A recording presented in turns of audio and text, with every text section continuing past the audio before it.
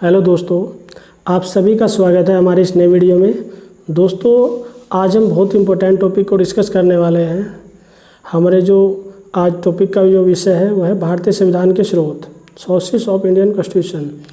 दोस्तों, जब हम भारतीय संविधान के स्रोत को लेकर बात करते हैं तो भारतीय संविधान कैसे बना, भारतीय संविधान पर विदेशी संविधानों का प्रभाव कितना रहा, वो सभी कुछ हम डिस्कस करने वाले हैं। सबसे पहले हम बात करें भारतीय संविधान पर देशी और विदेशी दोनों का ही प्रभाव कहते हैं। देशी की जब हम बात करते हैं तो भारतीय शासन अधिनियम 1935। जब हम भारतीय शासन अधिनियम 1935 की बात करते हैं तो इससे हमने जो स्रोत लिए हैं, यानी कि जो एक व्यवस्था यदि हम बात करें, इससे हमने जैसे हमारे भारतीय संविधान में टोटल 395 आर्टिकल हैं और इससे हमने कितने लिए हैं, लगभग 250, ठीक है ना। यदि हम देखें तो अप्रोक्सीमेट 70% भी इससे कह सकते हैं कि 70% हमने कॉन्स्टिट्यूशन किससे लिया है, यानी कि भारत शासन अधिनियम 1935 से, यानी कि इंडियन गवर्नमेंट एक्ट 1935 से हमने लिया है, ठीक है ना। तो सर्वाधिक प्रभाव भी हो गया। तो सर्वाधिक प्रभाव किस अधिनियम का है, 1935 अधिनियम का है। उसके बाद जुडिशरी की हम बात करें, न्यायपालिका की जो व्यवस्था है ये भी हमने किससे ली है, 1935 अधिनियम से ही है। उसके बाद लोक सेवा आयोग, लोक सेवा आयोग की जब हम बात करते हैं, पब्लिक सर्विस कमीशन, ये भी हमने किससे लिया है, 1935 एक्ट से लिया है। यूपीएससी, ठीक है ना। उसके बाद जब नियंत्रक महालेखा परीक्षक की बात करते हैं तो कैग, ठीक है ना, यह भी व्यवस्था, ठीक है ना, हमने कहाँ से ली, 1935 एक्ट। कैग का जब हम बात करते हैं, इसका इंडियन कॉन्स्टिट्यूशन के आर्टिकल 148 में एक्सप्लेनेशन किया गया, विस्तार किया गया है, ठीक है ना। तो दोस्तों, ये था हमारा 1935 एक्ट से हमने जो लिया है, ठीक है ना। उसके बाद अब हम बात करें ब्रिटेन, आखिरकार ब्रिटेन से हमने क्या लिया है, ठीक है ना। तो इसमें हम बात करें सबसे पहले संसदीय व्यवस्था, पार्लियामेंट्री सिस्टम, ठीक है ना। जैसे पार्लियामेंट्री सिस्टम की हम बात करते हैं तो जैसे लोकसभा, भारत में क्या है, लोकसभा है और राज्यसभा है, ठीक है ना। तो 2 सदन है, बाइकैमरल सिस्टम है। ठीक उसी तरीके से ब्रिटेन में भी है, ठीक है ना, लॉर्ड सभा और कॉमन सभा। उसके बाद हम बात करें संसदीय विशेषाधिकार की, हम बात करें संसदीय, जैसे संसद को बहुत सारे अधिकार हैं, विशेष अधिकार भी हैं, ठीक है ना। उसके बाद विधि के शासन की हम बात करें, विधि के शासन भी हमने कहाँ से लिया, ब्रिटेन से। भारत में कानून कैसे बनेंगे, ठीक है ना, उसके कानून बनने की प्रक्रिया कैसी है, ये सब हमने ब्रिटेन से लिया है। उसके बाद एकल नागरिकता की हम बात करें, सिंगल सिटीजनशिप की हम बात करें, देखा जाए बहुत सारे देशों में दोहरी नागरिकता भी है। जैसे एग्जांपल हम बता सकते हैं यूएसए में कैसी है, यूएसए में बाइकैमरल है, दोहरी नागरिकता है, और ब्रिटेन में सिंगल ही है, ठीक है ना। और हमने ये कंसेप्ट, जैसे भारत में भी एक ही नागरिकता है, यानी कि एक हरी नागरिकता है, ठीक है ना, ये हमने ब्रिटेन से लिया है। उसके बाद आते हैं ब्रिटेन में जो हमने लिया है मंत्रिमंडल व्यवस्था, यानी कि कैबिनेट जो सिस्टम है, जैसे प्रधानमंत्री और उसका कैबिनेट, ठीक है ना। उसी तरीके से हम राज्यों में हम बात करें तो राज्यों में क्या है, सीएम यानी कि मुख्यमंत्री और उसका कैबिनेट। तो ये सारी जो व्यवस्था है हमने कहाँ से ली है, ब्रिटेन से। तो दोस्तों, अभी हमने ब्रिटेन के बाद, उसके बाद आते हैं अमेरिका पर, यूएसए में जब हम बात करते हैं, यूएसए से हमने क्या लिया है, मौलिक अधिकार। मौलिक अधिकार इंडियन कॉन्स्टिट्यूशन के किस भाग में है, भाग 3 में है, ठीक है ना। कितने मौलिक अधिकार हैं हमारे, यदि हम बात करें 6 है। ओरिजिनल जो मूल संविधान था उसमें 7 थे, ठीक है ना।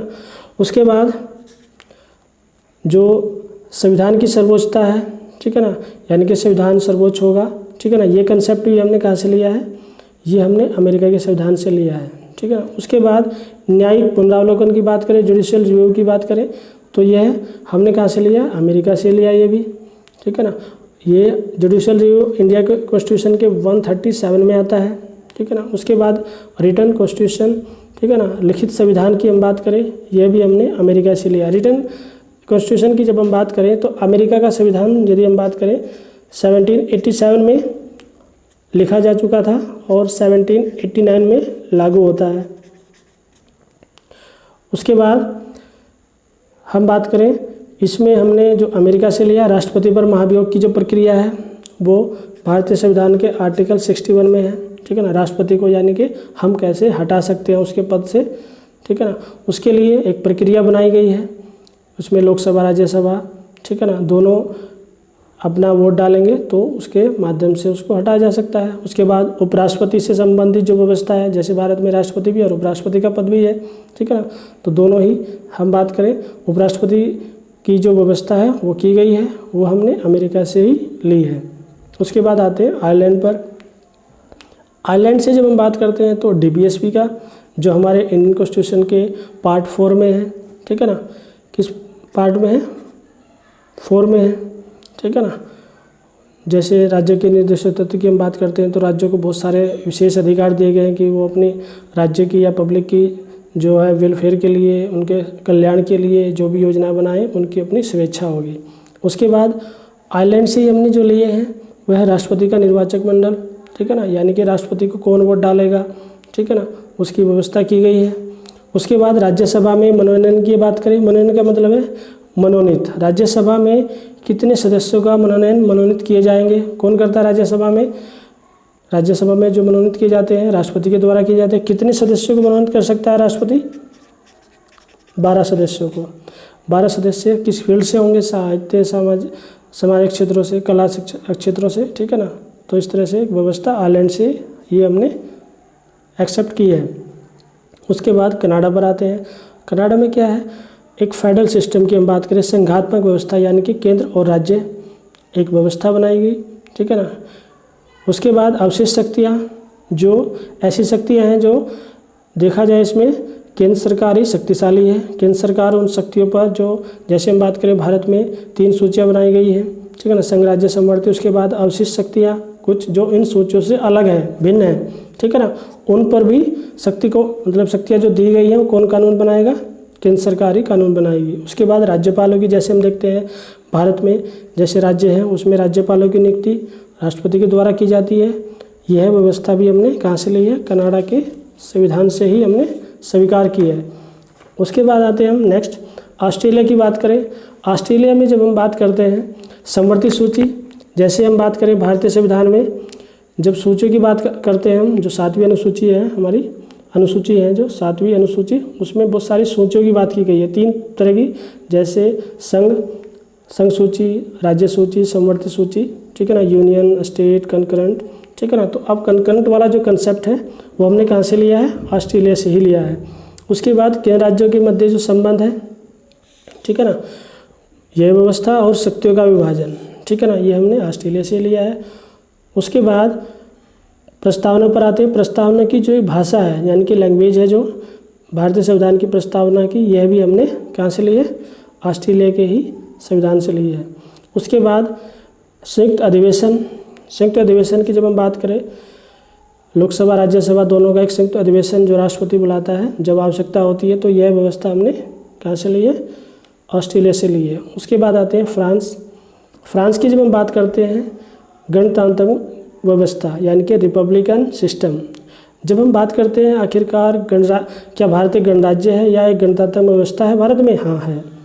यदि हम देखते हैं आखिरकार इसमें होता क्या है, जब हम गणराज्य की बात करते हैं, गणतंत्रात्मक व्यवस्था की बात करते हैं, इसमें जैसे वंशानुगत एक व्यवस्था चली आती है, जैसे ब्रिटेन में है वंशानुगत, यानी कि राजा का लड़का ही राजा बनेगा, ठीक है ना। लेकिन भारत में क्या है? यदि हम देखें भारत में जो प्रथम नागरिक जिसको हम कहते हैं राष्ट्रपति, ठीक है ना, उसके लिए एक व्यवस्था बनाई गई। कैसी है व्यवस्था? ये बनाई गई है कि राष्ट्रपति का परिवार का कोई भी, ठीक है ना, यदि वो योग्य होगा, यदि लोकसभा राज्यसभा के सदस्य उसको वोट डालेंगे, ठीक है ना, या ऐसी व्यवस्था जो बनाई गई है उसके अकॉर्डिंग यदि वो एलिजिबल होगा तो ही बन पाएगा, अदरवाइज उसके परिवार का ऐसा नहीं है कि वंशानुगत व्यवस्था चलती रहेगी। राष्ट्रपति है तो राष्ट्रपति के परिवार का ही को राष्ट्रपति बनेगा अगला भी, ऐसी कोई व्यवस्था नहीं है, ठीक है ना। यानी कि चुनाव की व्यवस्था उसमें बनाई गई है। उसके बाद हम बात करें फ्रांस से ही जो हमने लिया है, प्रस्तावना में जो स्वतंत्रता, समानता और बंधुता जैसे शब्द जो रखे गए हैं, ठीक है ना, ये सब हमने प्रस्तावना में फ्रांस से ही स्वीकार किए हैं। उसके बाद दक्षिण अफ्रीका, जैसे हमारा संविधान है, ठीक है ना, यदि आवश्यकता पड़े व्यवस्था को चलाने के साथ साथ में यदि आवश्यकता हो कुछ संशोधन करने की, ठीक है ना, तो यह कंसेप्ट भी हमने कहाँ से लिया है? दक्षिण अफ्रीका से, ठीक है ना। संविधान में कुछ भी अमेंडमेंट करने की आवश्यकता होती है तो ये आर्टिकल किस में है? आर्टिकल 368 में है, ठीक है ना। और किस पार्ट में? इंडियन कॉन्स्टिट्यूशन के पार्ट 20 में है। उसके बाद जापान से हमने क्या लिया है? विधि द्वारा स्थापित प्रक्रिया, ठीक है ना। यानी कि कानून जो बनाए जाएंगे, यानी कि कानून के अनुसार ही सब सिस्टम एक बैलेंस करके रखा जाएगा। यह व्यवस्था हमने जापान से ली है। उसके बाद जर्मनी पर आते हैं, तो जर्मनी से हमने क्या लिया है, आपात उपबंध, ठीक है ना। यानी कि इमरजेंसी प्रोविज़न को हमने कहाँ से लिया है, जर्मनी से लिया है। यदि इमरजेंसी जब लग जाती है तो जनरली हम देखते हैं तो क्या होता है, मौलिक अधिकार हमारे छीन ले जाते हैं। लेकिन कुछ यदि हम बात करें, आर्टिकल 20 है और आर्टिकल 21, ये दो ऐसे मौलिक अधिकार है हमारे पास जो इमरजेंसी में भी हमारे पास बने रहते हैं, यानी कि हमारे पास रहते हैं। बाकी सारे अधिकार हमारे छीन ले जाते हैं और जब इमरजेंसी हट जाती है तो फिर एक नॉर्मल ऐसी सिचुएशन बन जाती है जो पहले जैसी रही, ठीक है ना। उसके बाद रूस पर आते हैं।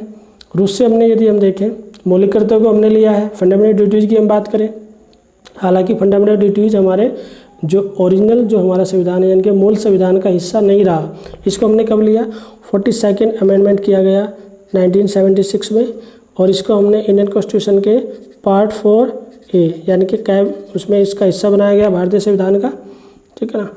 अब ये हमारा जो भी स्रोत थे हमने जैसे जैसे अन्य देशों से हमने लिए थे, ठीक है ना, ये हमारे कंप्लीट होते हैं। अब लास्ट में यदि हम बात करें, भारतीय संविधान की आलोचना भी हमें देखने को मिलती है, बहुत सारी आलोचना सुनने को मिलती है कि ऐसे बहुत सारे आरोप भी लगे। भारतीय संविधान जब बनाया गया, बनने के बाद इसको ये भी कह दिया गया कि ये उधार का थैला है। पहली आलोचना तो यही है। दूसरी आलोचना ये भी है कि भारत का संविधान तो बहुत बड़ा है, ठीक है ना। उसके बाद तीसरी आलोचना ये भी है कि संविधान पर जो है वकीलों का ही वर्चस्व रहा, यानी कि संविधान जो बनाया गया वकीलों की सलाह के अनुसार ही बनाया गया, ठीक है ना। लेकिन यदि हम बात करें, पहली जो हमारी एक आलोचना है, उधार का थैला, उधार का थैला यानी कि हमने कॉपी पेस्ट कर लिया, लेकिन ऐसा नहीं है। अन्य देशों के संविधान बहुत पहले से बहुत सिस्टमेटिक तरीके से अपने राज्य को या अपने देश को चला रहे थे, ठीक है ना। तो जो संविधान निर्माता रहे उन्होंने अन्य देशों के संविधानों को स्टडी किया, लगभग 60 देशों के संविधानों को स्टडी किया। लेकिन बाद में हम देखते हैं 60 देशों तो हमने पूरे के पूरे नहीं लिए हैं और ना ही उनका संविधान को कॉपी पेस्ट किया है। जो भी हमें लगा अपने देश के अकॉर्डिंग जो हम ठीक है हम प्रयोग कर पाएंगे जो भी व्यवस्था, तो वही हमने स्वीकार की, जिससे हमारा काम चल सकता था वो हमने ले लिए, ठीक है ना। अब उसके बाद सेकंड आता है कि बहुत बड़ा संविधान है, ये भी बोला जाता है। यदि हम देखें अन्य देशों में क्या है, राज्यों के लिए अलग संविधान है और देश के लिए अलग संविधान है। लेकिन भारत में क्या है, राज्यों के लिए और देश के लिए, ठीक है ना, पूरा ही एक ही कंबाइंड संविधान है, ठीक है ना। इसलिए बड़ा भी हो गया और एक वजह ये भी रही बड़ा होने की, ठीक है ना, कि इसमें बहुत सारे अनुच्छेद जो भी हमारे हैं, ठीक है, 395 उसका अच्छे से एक्सप्लेनेशन किया गया, विस्तार अच्छा किया गया है, ताकि फ्यूचर में या भविष्य में कोई ऐसी परेशानी का कोई सामना ना करना पड़े, कोई फ्यूचर में कोई दिक्कत ना हो। उसके बाद संविधानों पर वकीलों का वर्चस्व, यदि हम देखें जितना भी डीपली स्टडी किया गया, ठीक है ना, तो वकीलों के द्वारा किया गया। लेकिन ऐसा हम नहीं कह सकते कि वकीलों ने ही सब कुछ इसमें किया है। भारत के संविधान जब बनाया जा रहा था उसमें संविधान सभा बनाई गई थी जिसमें 309 मेंबर रहे, ठीक है ना। तो हम ये नहीं कह सकते कि सारा ही कुछ कॉपी पेस्ट है या भारत का संविधान ज़्यादा ही बड़ा किया गया है, ठीक है ना। या ये कहें कि संविधानों पर वकीलों का वर्चस्व रहा। लेकिन भारत का संविधान यदि हम देखें तो भारत का संविधान विश्व का सबसे बड़ा संविधान भी है और भारत का संविधान विश्व का सबसे अच्छा संविधान भी माना गया है। तो दोस्तों ये वीडियो हमारा कंप्लीट होता है जो भारतीय संविधान के स्रोत पर था, ठीक है ना। यदि इसके बावजूद भी आपकी कोई भी क्वेरीज रहती है तो आप कमेंट्स बॉक्स में मेंशन कीजिए, ठीक है ना। और इस वीडियो को आप लाइक कीजिए, शेयर कीजिए और अपने फ्रेंड्स के साथ में भी इसको शेयर कीजिए ताकि उनको भी इस वीडियो का बेनिफिट मिल पाए। तो दोस्तों लगे रहिए, एंजॉय कीजिए।